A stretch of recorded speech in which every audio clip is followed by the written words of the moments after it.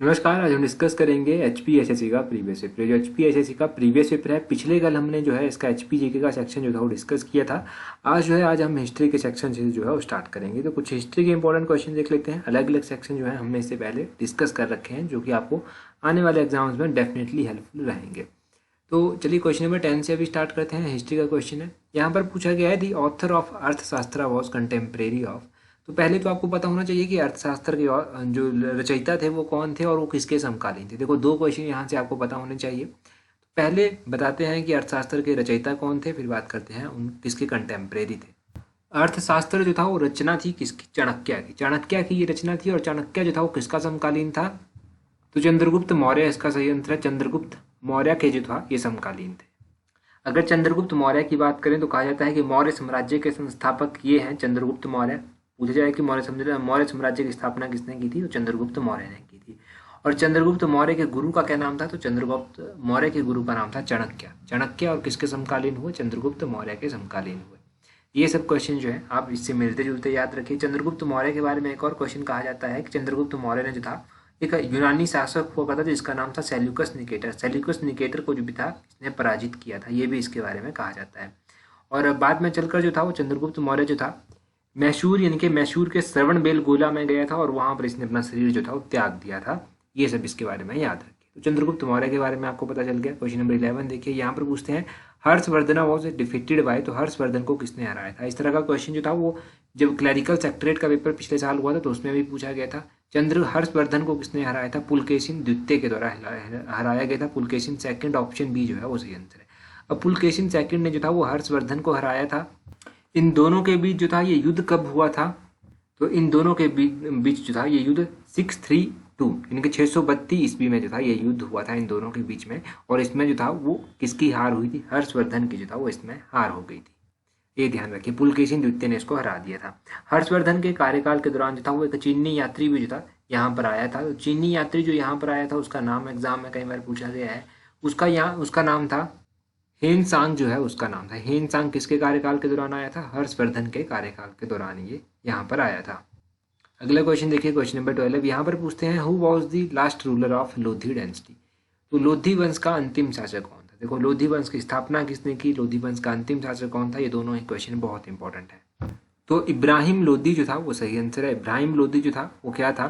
ये अंतिम शासक था लोधी वंश का।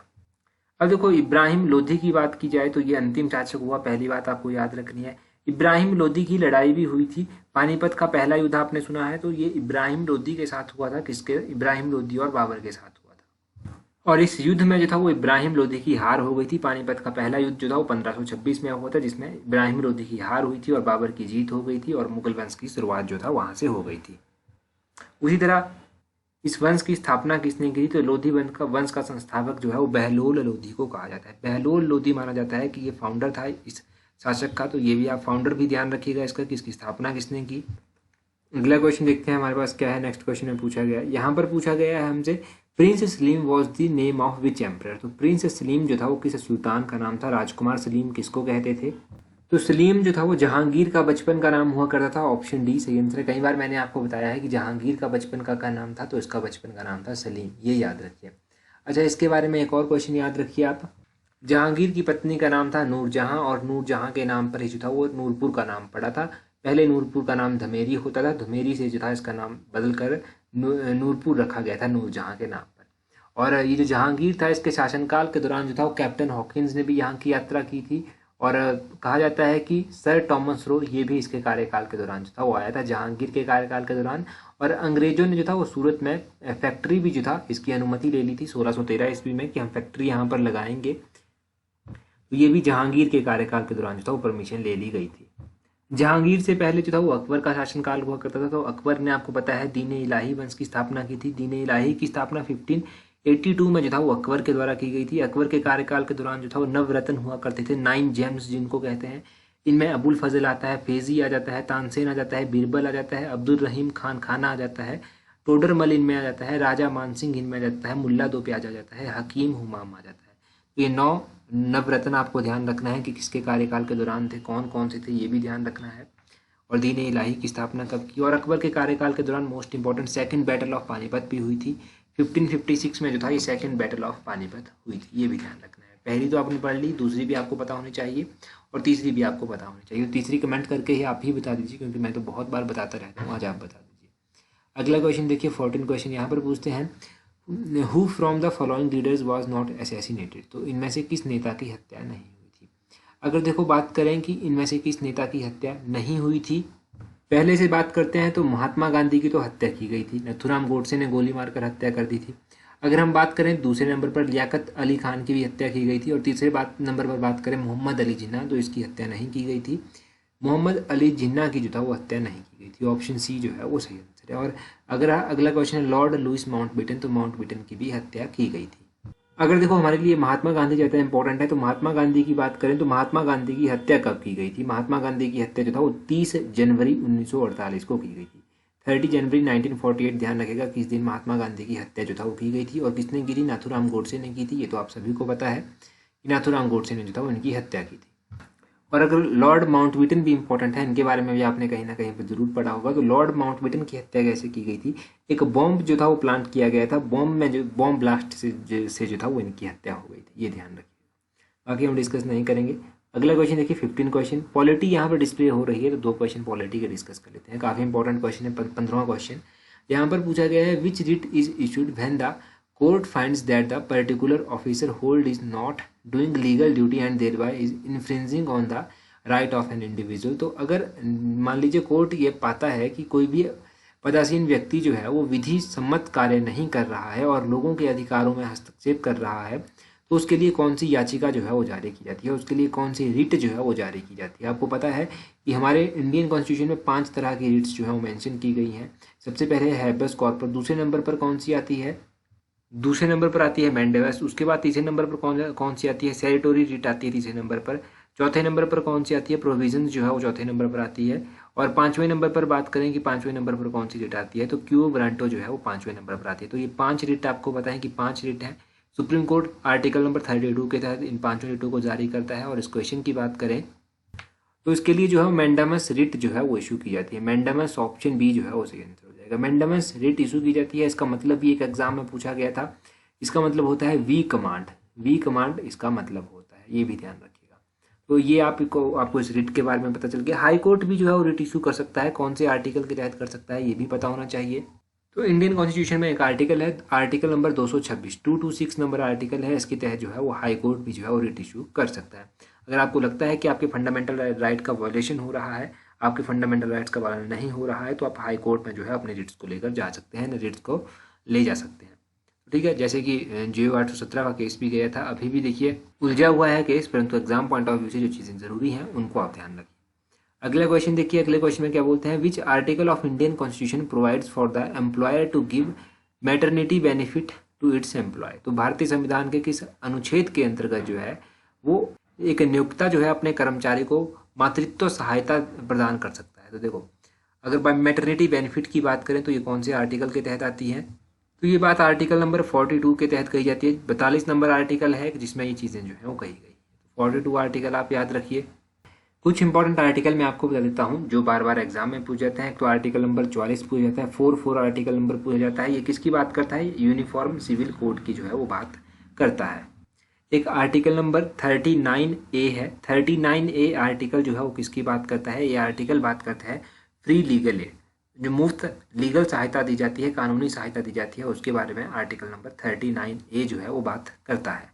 एक आर्टिकल नंबर 40 है, आर्टिकल नंबर 40 जो है वो बात करता है ऑर्गेनाइजेशन ऑफ विलेज पंचायत, पंचायतों के ऑर्गेनाइजेशन के बारे में ये बात करता है। तो ये मैंने कुछ इंपॉर्टेंट से आर्टिकल आपको बता दिए। अभी देखिए आप अगला क्वेश्चन भी काफ़ी इंपॉर्टेंट है। ये पूछते हैं Kosala mahajanapada was located in which Indian state. तो ये फिर से हिस्ट्री का क्वेश्चन है। कौशला महाजनपद जो है वो कौन से इंडियन स्टेट में स्थित है। अभी आपको पता चल गया कि कौशला महाजनपद जो है ये कहाँ पर है, ये उत्तर प्रदेश में पड़ता है। ऑप्शन ए सही आंसर है इसका। अभी आप बात कीजिए कि इंपॉर्टेंट महाजनपद और उनकी राजधानियाँ, जो कि हम बहुत बार पढ़ चुके हैं, रिवाइज नहीं किया है हमने काफ़ी टाइम से, तो एक बार रिवाइज भी कर लेते हैं। सबसे पहले इस कौशल महाजनपद की बात करते हैं तो इसकी राजधानी कहाँ पर थी, श्रावस्ती में इसकी राजधानी थी, कौशल महाजनपद की राजधानी। एक था मगध महाजनपद, मगध महाजनपद की राजधानी जो था वो राजगृह में थी। एक था वज्जी महाजनपद, वज्जी महाजनपद की राजधानी जो था वो वैशाली में थी। एक था काशी महाजनपद, काशी महाजनपद की राजधानी वाराणसी में थी। एक बार एग्जाम में पूछा गया था कि गांधार महाजनपद की राजधानी कहाँ पर है, तो वो तक्षशिला में स्थित है। एक वत्स महाजनपद है, इसकी राजधानी कहाँ पर स्थित है, कौशाम्बी में जो है वो इसकी राजधानी स्थित है। तो ये कुछ इंपॉर्टेंट महाजनपद ही मैंने आपको बताए, इनके बारे में आप याद रख लीजिए कि कहाँ कहाँ पर इनकी राजधानियाँ जो है वो स्थित हैं। और ये कौशला महाजनपद कहाँ पर स्थित है, कौन सी स्टेट में पड़ता है, वो भी आपको पता होना चाहिए। अगला क्वेश्चन है 72 नंबर क्वेश्चन। यहाँ पर पूछते हैं which Delhi sultan started the iqta system. Iqta system के बारे में आपने पढ़ा भी होगा, क्योंकि ये क्वेश्चन बहुत बार एग्जाम में पूछ जाता है अलग अलग रूप से। अगर इक्ता सिस्टम की बात करें तो इक्ता सिस्टम जो था वो इंट्रोड्यूस किया गया था इल्तुतमिश के द्वारा। इल्तुतमिश ने जो था वो इसको इंट्रोड्यूस किया था। अगर इल्तुतमिश की बात करें तो इल्तुतमिश जो था वो गुलाम वंश का एक शासक था। और पहले कुतुबुद्दीन ऐबक हुआ करता था, कुतुबुद्दीन ऐबक के बाद जो था वो इल्तुतमिश जो था वो शासक बना था। इल्तुतमिश शब्द का अर्थ होता है साम्राज्य का रक्षक। इसने जो था वो ये इंट्रोड्यूस किया था इक्ता सिस्टम। इसने जो था वो कुछ कॉइन्स भी इंट्रोड्यूस किए थे, जो कॉइन्स आपको पता होने चाहिए कि कौन कौन से कॉइन्स इसने इंट्रोड्यूस किए थे। इसने एक चांदी का कॉइन इंट्रोड्यूस किया था जिसका नाम इसने रखा था टका। एक इसने तांबे का कॉइन इंट्रोड्यूस किया था जिसका नाम इसने रखा था जीतल। ये दोनों कॉइन्स भी जो है इसके याद रखें। अगर बात करें रजिया सुल्तान की, तो देखो रजिया सुल्तान जो था वो पहली महिला शासक बनी थी दिल्ली सल्तनत की, ये भी ध्यान रखिए। रजिया सुल्तान के बारे में कई बार एग्जाम में पूछा गया है, तो पहली शासक बनी थी ये रजिया सुल्तान जो था वो दिल्ली सल्तनत की।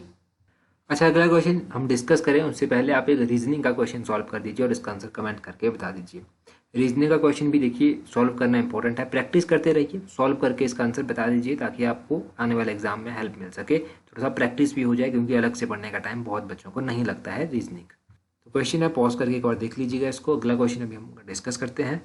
नेक्स्ट क्वेश्चन में पूछते हैं 74 नंबर क्वेश्चन में। यहाँ पर पूछते हैं which of the following introduce doctrine of lapse. तो ये जो लैप्स की नीति थी, हड़प की नीति थी, ये किसने इंट्रोड्यूस की थी? सभी को पता है हड़प की नीति जो था वो लॉर्ड डलहौजी ने जो था वो इंट्रोड्यूस की थी। ऑप्शन डी जो था वो सही आंसर है, लॉर्ड डलहौजी ने इसको इंट्रोड्यूस किया था। अगर लॉर्ड डलहौजी के बारे में ही पहले बात कर लें तो इसके कार्यकाल के दौरान जो इंपॉर्टेंट चीज़ें हुई थी वो क्या क्या हुई थी। एक तो इसके कार्यकाल के दौरान जो था वो सेकंड एंग्लो सिख युद्ध हुआ था। दूसरा जो था वो एंग्लो सिख वॉर हुआ था 1848-49 में जो था ये सिख वॉर हुआ था। इसके कार्यकाल के दौरान जो था वो पहली रेल सर्विस भी जो था वो स्टार्ट की गई थी 1853 में। ये रेल सर्विस जो था वो बॉम्बे से लेकर थाने तक जो था वो 1853 में स्टार्ट की गई थी। इसके कार्यकाल के दौरान ये जो डॉक्ट्रिन ऑफ लैप्स जब आई थी तो सबसे पहले 1848 में इसको इसके अधीन ले लिया गया था। उसके बाद जैतपुर, संभलपुर, उदयपुर, झांसी, नागपुर, अवध, इन सभी को जो था वो डॉक्ट्रिन ऑफ लैप्स के तहत जो था वो ले लिया गया था। इस नीति के तहत क्या होता था, ये जो डॉक्ट्रिन ऑफ लैप्स थी, तो बहुत सारे लोगों को पता भी होगा, नहीं भी पता होगा। इसके बारे में जानिए। इसके बारे में ये था कि उस टाइम जो कोई भी राजा हुआ करता था, अगर उस राजा का कोई भी नेचुरल पुत्र नहीं था, उसका अपना कोई पुत्र नहीं था, तो उसका जो साम्राज्य था उसको लैप्स कर लिया जाता था, उसको जो था वो हड़प लिया जाता था अंग्रेजों के द्वारा। ये था, तो इसका विरोध किया गया था डॉक्ट्रिन ऑफ लैप्स का बात कर चलकर। फिर बाद में चलकर जो था अलग अलग युद्ध भी हमें देखने को मिलते हैं। जब जैसे कि 1857 का युद्ध हुआ था, 1857 का युद्ध जब हुआ था तो उस टाइम लॉर्ड कैनिंग जो था वो शासक हुआ करते थे। और इस युद्ध के पीछे क्या कारण था, 1857 के युद्ध के पीछे, इसके पीछे का कारण ये था कि जो उस टाइम युद्ध में एनफील्ड राइफल का इस्तेमाल किया जाता था उनमें सुअर और गाय की चर्बी इस्तेमाल होती थी और उसको मुंह से खींचना पड़ता था, तो इसीलिए जो था इसका विरोध किया गया था बाद में चलकर, और उसको लेकर 1857 का विद्रोह हुआ। तो ये सब थोड़ी थोड़ी जानकारी आपको पता चली, ये सब कुछ आपने रिवाइज भी यहाँ से कर लिया। अब बात करते हैं टेलीग्राम की। अगर टेलीग्राम पर आपने हमें ज्वाइन नहीं किया है तो टेलीग्राम पर ज्वाइन कर लीजिए। वहाँ पर आपको इंपॉर्टेंट क्विज़ मिल जाएंगे, इंपॉर्टेंट नोटिफिकेशन, पीडीएफ, सब कुछ जो है वो टाइम टू टाइम प्रोवाइड करवा दिया जाता है। टेलीग्राम पर ज्वाइन करने के लिए इस तरह से सर्च करना अपने टेलीग्राम से @allexam31। जब आप इस तरह से सर्च करेंगे तो आपको हमारा चैनल मिल जाएगा। 14,600-700 से अधिक हमारे फॉलोअर हैं, तो इजीली मिल जाएगा। बहुत लोग हमारे साथ जुड़ चुके हैं, तो आप भी जुड़ जाइए ताकि आपको भी जो है वो हेल्प मिल सके एग्जाम पॉइंट ऑफ व्यू से। आप भी वहाँ पर जाकर क्विज़ प्रैक्टिस कर सकते हैं, जो इंपॉर्टेंट क्विज़ होते हैं।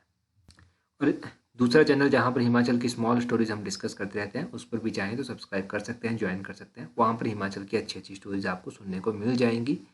तो आज की वीडियो में इतना ही काफ़ी है। So that's all for today. Thank you very much for watching and listening it very patiently.